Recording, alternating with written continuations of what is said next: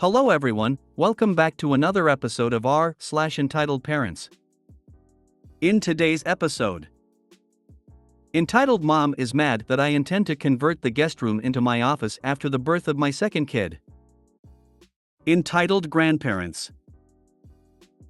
Before we get started, make sure to subscribe so you will never miss a video. So let's get started. Entitled Mom is mad that I intend to convert the guest room into my office after the birth of my second kid. I am currently 21 weeks pregnant with my second baby. Both my husband and I work from home full-time. We recently decided that my current office will be a great room as the nursery for the new baby. We started packing up and moving stuff around in preparation. My mom is currently visiting from out of the country and staying with us. She saw what we were doing and commented, "So you and your hubby and going to both squeeze into his small office?" I told her that's not the case. I intended to convert the guest room into my office once the second kid is old enough to attend daycare/preschool at around 18 months old. But we will put a sofa bed in there or have some Japanese futons so in case we were to have guests, they will have a place to sleep and chill out in after I get off work. Interestingly, I have told her that plan in the past over video chat and she thought it was a good idea back then. She claimed to have no recollection of that conversation happening and immediately proceeded to get passive-aggressive with me, saying, "Okay fine, I won't visit again then." I had to remind her that is not happening till at least 2 years from now, and there will still be space for her to stay in when she comes to visit. Besides, when my husband and I are working during the day, we hardly spend any time in the living room or family room. She has access to all those spaces. She essentially sees our current guest room as her room and expects us to keep it that way for the foreseeable future, for the few days out of the year she is visiting us. Other than that, it will just be a vacant bedroom that no one spends any time in. She complained to my dad, who actually confirmed that I have indeed spoken to them about my plan. So now she is also embarrassed at getting called out for opposing to what she had said in the past. She just felt like she is entitled to that room in my house, even though she spends only around 1 month total out of the year visiting us. She has been giving me the silent treatment since the argument, and whenever I try to talk to her she would answer with a ton of attitude and basically told me to get off. Both my husband and I find her reaction ridiculous and are not ready to coddle up to her unreasonable demand just to keep her happy. Tell her to stay in a hotel then, it's your space that you pay for. That's the solution, and as for the silent treatment, at least you get to limit your communications with this pushy entitled twit.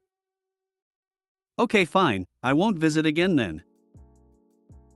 When she said this, my response, at least in my head, whether I say it out loud depends on how she tends to behave as a houseguest, is the reaction of "don't threaten me with a good time" and just laughing in her face. This is very much an appropriate response if she's the sort of houseguest that is not really all that helpful and instead expects to be waited on all the time. She essentially sees our current guest room as her room. Oh heck no to that. That just reeks of her thinking that you are her retirement plan and that she'll eventually want to move in with you guys long-term and for free. Is she perhaps suffering the early stages of dementia? Her forgotten conversation is a bit strange. Unless she is paying the proportion of expenses for that room, it's not her decision. Entitled Grandparents. So this isn't my family per se, but my roommate's. Recently his parental figure passed away and was cremated. He was defined as next of kin, and due to Michigan law he was to determine who was to have the ashes. While his grandparents said they wished to have it, my roommate stated that he didn't believe his parent would want that, as they actively avoided the grandparents due to extensive emotional and mental abuse throughout their life, and stated he would keep the ashes as he is next of kin.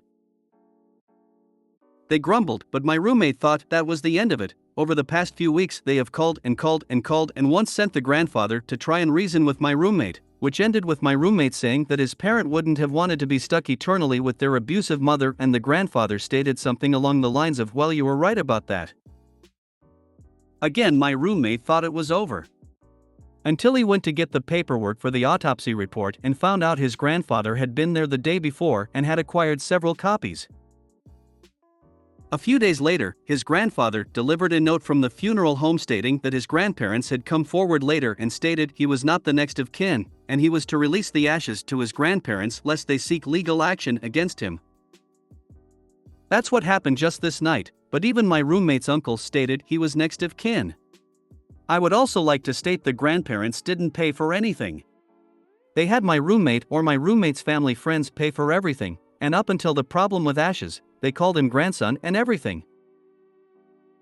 He's not technically biologically related to the parent, it's an odd situation, but he was raised by the deceased, and the parent cared enough about my roommate to get his initials as a tattoo and referred to him as their child.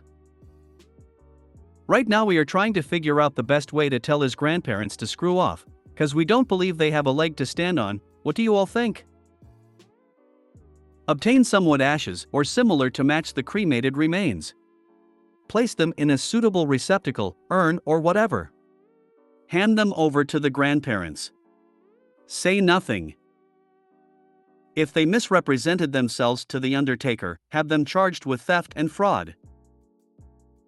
Tell him to let GM and GP know that if they don't leave this alone and let him have the ashes, then when they get feeble and infirm, he will be the one putting them into the cheapest shithole that he can find and will never visit, and when they die, he is planning on taking their ashes and going to the city dump to spread them. Or if they are churchgoers, it is time to show up at their church and confront them in the church so the people there will know exactly what kind of crap people they are.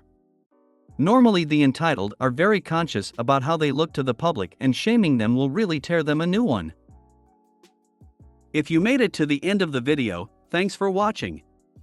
Don't forget to like, subscribe and share, and we will see you in the next video.